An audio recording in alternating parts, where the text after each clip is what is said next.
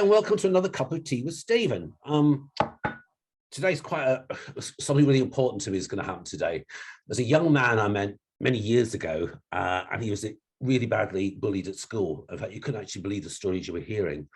And he was the biggest talent I've ever met. He stood there in front of a crowd, I can't remember what age, but he was a young man, and performed in front of Amy Winehouse's dad, and we all cried. It was the most moving performance. And I've watched this young man ever since, and I knew brilliant things were going to happen to him. And they have. And I'm going to introduce you to what he's created. They've gone to #1 in the charts. He's with a band now, which is described as sparkly metal. It's my really good friend, Russell Wiggins, and his band members, which I'll let you introduce yourself, guys. Richard. Hiya. Well, okay, so this one is Russell. You give away first. And I'm Richard Bagnulo. I'm the frontman / rhythm guitarist of Russell's band. And I'm Bruce. I'm the lead guitarist and everything else. I'm the guy that screams relentlessly. You know, I've been listening to your music. It's incredible. So it's kind of a new genre. There's a slightly different thing to it. How did you all meet? We all met at college. Yeah. We on Blyth Road. Yeah, yes. Way back when. It happened to be that we were all kind of doing different things. Bruce was on the other side of the planet and decided to hop up and move to this college. I dropped out of a different college, decided to go and move to this college, and you had a few other prospects on the line, but you just liked Global Academy the most. And yeah, we just met almost instantly, I think on the first day. And then the band began to form over a couple months after that, really. Didn't take very long. The name Blyth Road comes from the college because it was on Blyth Road, was it? Oh yeah, can I take this one, please? So I love answering this question, and I've got it rehearsed. Yes, so the building in which our college the building that was turned into our college used to be the old vinyl factory, and they would print lots of records that were distributed all across the UK and Europe. And so it was, it was very famous for that, that building, and that building is on Blyth Road. And then as the years passed, that was turned into our college. So when we were brainstorming ideas for a band name, a few things were on the line, and then it was actually Harry, our bandmate, who said, "What road is this? What road are we on?"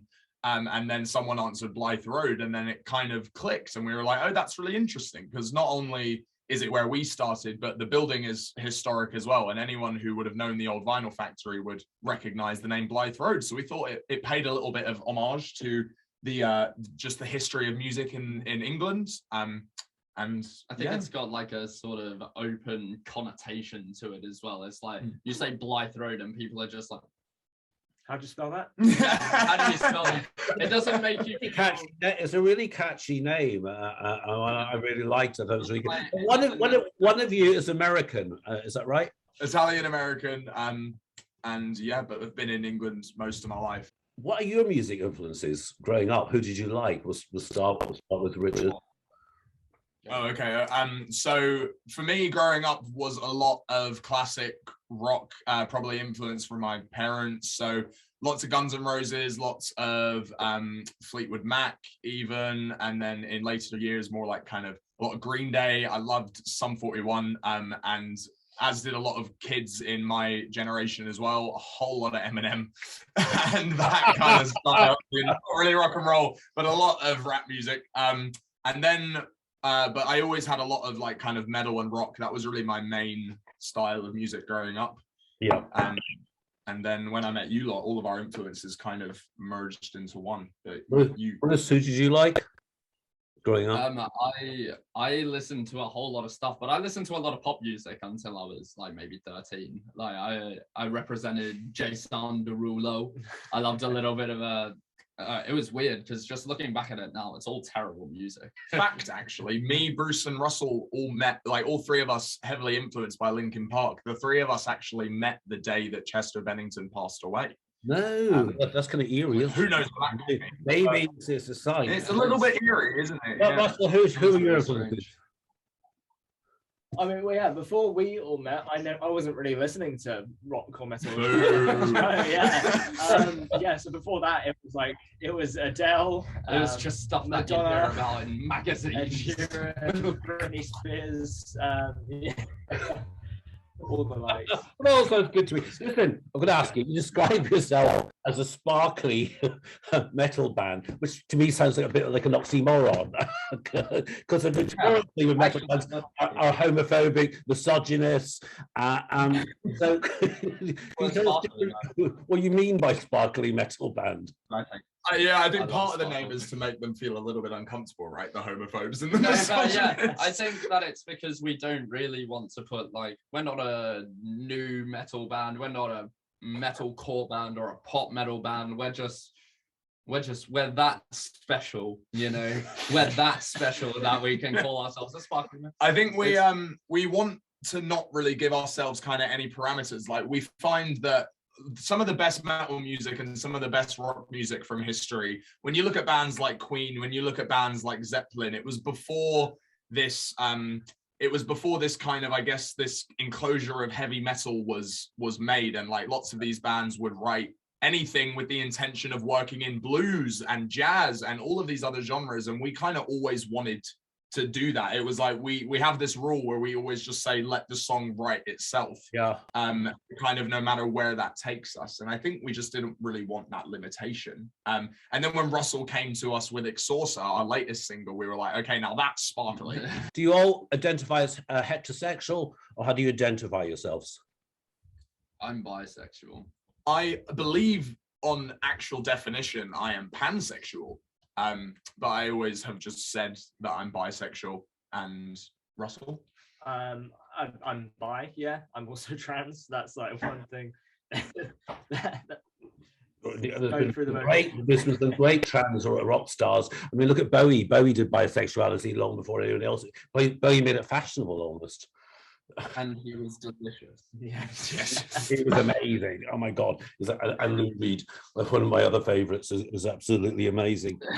So I'm going to ask this question. Russell, you're involved with Anna Kennedy Online. You're one of the patrons like myself, and you're on the spectrum. How did moving into a rock band and working with people work with you with being on the spectrum? Does it have any drawbacks or any?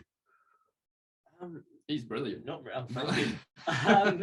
Yeah, I mean, it was never something I ever had in mind. I never really thought of myself as someone who would be in a band. Not necessarily that it's like I wanted. I wasn't even sure how it would work, but I guess just when these guys asked me to join, they were basically like, we need a bassist. I hadn't played the bass before.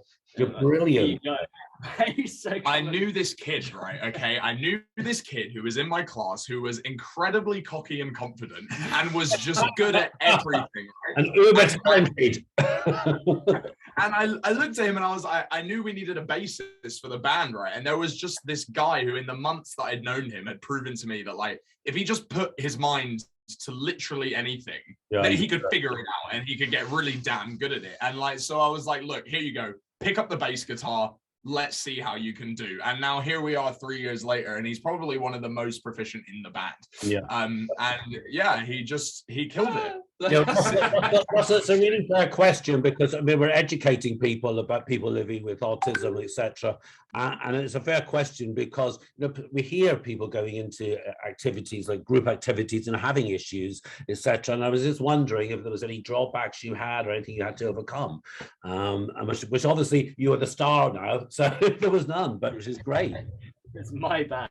No. I mean, not really. I think I always sort of managed to be quite adaptable in situations. And being in a band, you have to be able to compromise on everything. As tyrannical as I would love to be, at points you've got to learn to just work with each other because we're all making music together. Well, blood in my alcohol got my attention, as I'm a huge party animal, as you probably know. And how much of a party animal are you three? We all have the capabilities to be party animals. Some of us, I'd say we party in different ways, though we party together. I'm the one who likes drink after drink after drink after drink. Like that's kind of my vibe. Bruce is much more, I want to talk to you and chat, and let's let's get on. And then I like a nice glass of red wine, and then I like a different glass of red wine. And Russell, they don't mix, but I enjoy that greatly. And Russell just likes to dance. I like dance. You're not a big drinker, are you? Not really, no. No, I like a glass of rosé and then a cup of tea on the sofa, and then just.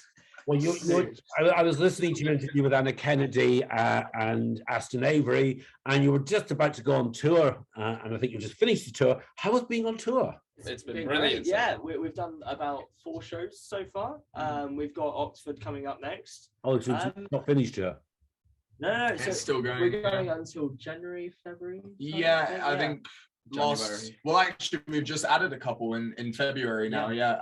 But it has been, honestly, it's been incredible. Like we've been waiting so long to play some live shows, and we fully had the intention to do it from the start of 2020. That was kind of always like our plan, when we formed the band, is that we were going to release some singles, do some shows, but then that all got delayed, and we've just been kind of desperate to have a bit of a face-to-face connection with our fans, really, like because we have always just, people have said, oh, we love your music and all of this stuff, but it's always, we've seen them as messages, or they've like, it's been videos sent to us on social platforms. But being on tour, you get to, there's nothing like standing on stage and watching a crowd sing the words that you wrote back to you. Have you had underwear thrown at you? How many of you had underwear thrown at you? No, I had a thank fuck. I had a plastic cup thrown at me. Oh, listen to the tour. Was it 5-star accommodation? What did you tell us a little bit more? I don't even want to talk about it. We have been, honestly, we've actually been doing better than I was expecting. I was ready for hostels and sleeping in the car and all of that, but we have managed to get ourselves cheap Airbnbs, hotels, places that we can crash. Like I think we've been pretty lucky. But we've done a couple night coaches and long drives home. You did a 4.5-hour drive home from Swansea at midnight. I work late hours during most weeks, so So you both, you all had to keep the jobs, even though you got #1 single. We all have to keep we jobs. all have day jobs. I was interviewing the band 1975, and Matt Healy said to me, it wasn't until the a second album that he started to to see anything, and even though it was #1, it takes a while. Apparently, I understand. I think everyone thinks you got a #1 single, you're a millionaire overnight, but apparently that seems to be the way. Well, I mean, a lot of the way that these #1s are determined are either through Spotify rankings or iTunes sales, both of which don't bring a huge amount of money to the band. The main way for us really to earn anything is merchandise, sponsorships, being paid for live shows, but even then, only really festivals are the ones that kind of bring enough for a profit. So we're expecting that it will be about the same for us, that we won't really be seeing any kind of proper income off of this for a couple albums. I don't think we're maybe impatient, more, though. but we're not. This has never been about the money for us. Like I know you've spoken about it before, but for the Outnews Global people, when you first went into the charts, how did you all feel? Couldn't believe it. Crazy, yeah. I jumped out of bed. I leapt out of bed.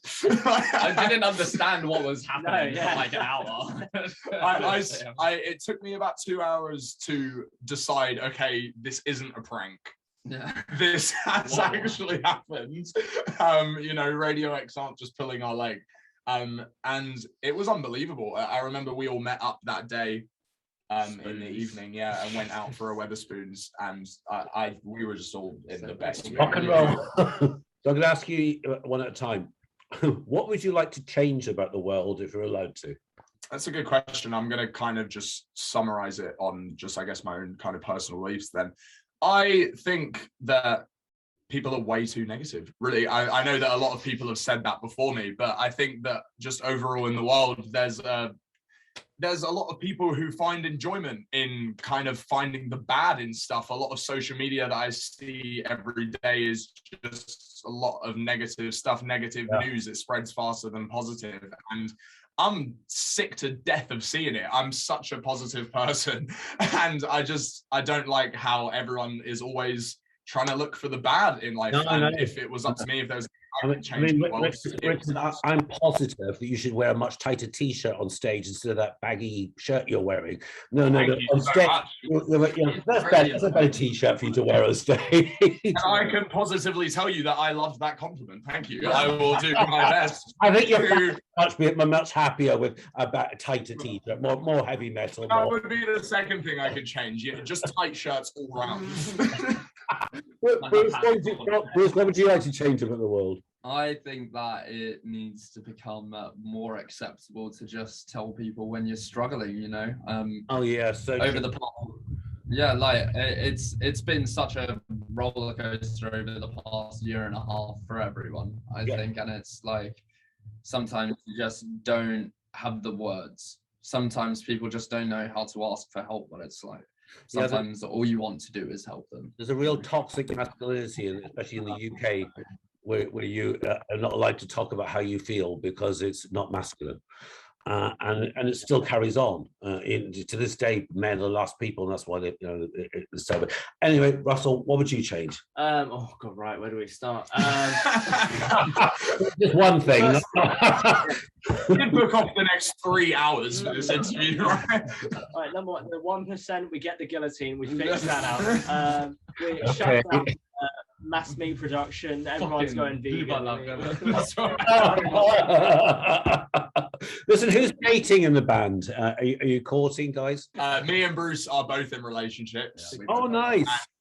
Yeah, the drummer. from college. Yeah, each from college too. Both of us have actually been with the same person for over 4 years now. Oh, that's both very heavily involved with the band. Yeah, they are. So my partner Neve is our photographer. He's a photographer, and Bruce?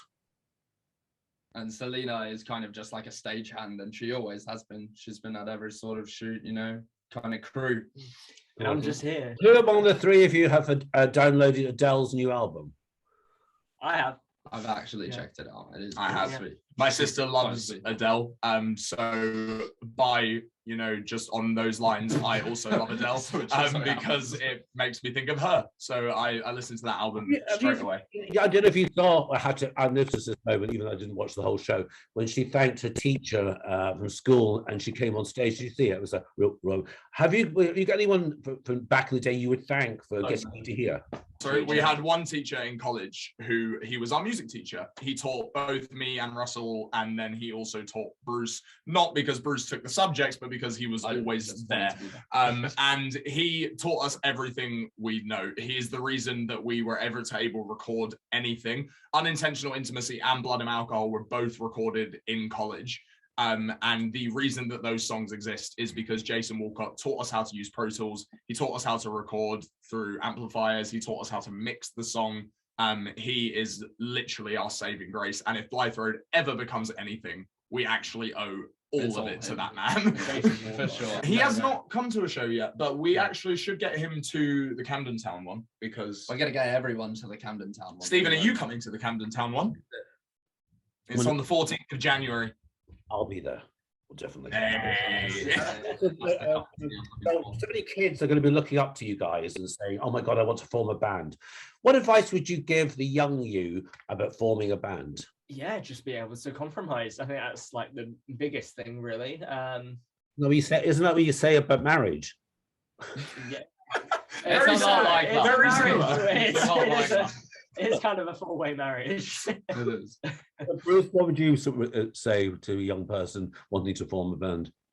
I would just say, get on with it, isn't it? You know, like I didn't really know that I loved music as much as I did until I actually started the band with these guys. And like when we started, we didn't know how to play instruments well at all, not in the slightest bit, you know. But it was just about practice and continuing with it, and after a certain point we actually got half decent, and it was like, wow, this is a nice place to be at.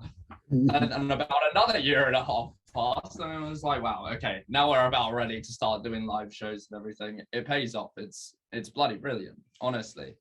If you love music, just go. grab a couple of your mates, Go and give have- one of them a triangle. and Go. stay positive. Absolutely. Exactly. And stay down positive. Man. Through adversity, go through it all. Just all of it. Eat it up. Go. Yeah.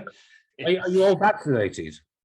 We are now. Yeah, we are I now, am yeah. awaiting my second one. My second's on Thursday. Yeah. What are you guys up to next? What can we look forward to next year from you? Hopefully, an album. We've got a big backlog of material that we've Yeah. been working on for the past few years. We've got very scary things on the A Yes, big it's backlog gonna of be great. material that a lot of which was written over the course of like the band forming, some of which even over the lockdown, and we have had our sights set on an album idea / project for the better part of 3 years now, and we're hoping that next year we will be able to finally let it see the light of day, and until that happens, We're touring. we're touring. We're going to be releasing some singles. We are going to be just doing whatever we can to network, make content, have fun. Yeah. Just one quick question here. Who writes the actual songs? Do you all write them, or? Yeah, all of us. It usually starts with one person that will come up with the sort of stem for a song, like, or a basic idea. And then once we all kind of sit with it and understand it from an instrumental sort of point of view, we can all kind of adapt it. For example, Exorza was written by Russell, but as soon as it was taken to the whole band, it was just like, Yeah, and we were like, let's speed it up, give it a guitar solo, and then like the next thing you know, it's a rock song. And it's like it's a disco metal song. That's what it is. We're all kind of able to like build off. Disco metal, yes, you heard that one. Yes. That was what we were going for. It was very heavily inspired by Madonna's "Like a Prayer." Song. Very heavily. Well, I mean, I would say very heavy. At least when I was singing it, that's what I was thinking of. It's the hair. No, I love Madonna. I think that's what I was doing it for. It's like like the low. So when are you on in Camden? Give me the date again, please. 14th of January.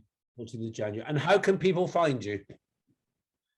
You can find us on social media at Blyth Road. Blythroad.com. You can search Blythroad.com. You can go to Blythroad.com. You can just walk around at any area of London for about an hour and a half. You'll probably bump into one of us. Yeah. Guys, that was really good fun. Thank you so much. And I'll definitely come in January, and I'll be watching out for your next number one. Thank you very much. Thank you so much for having us on, Stephen.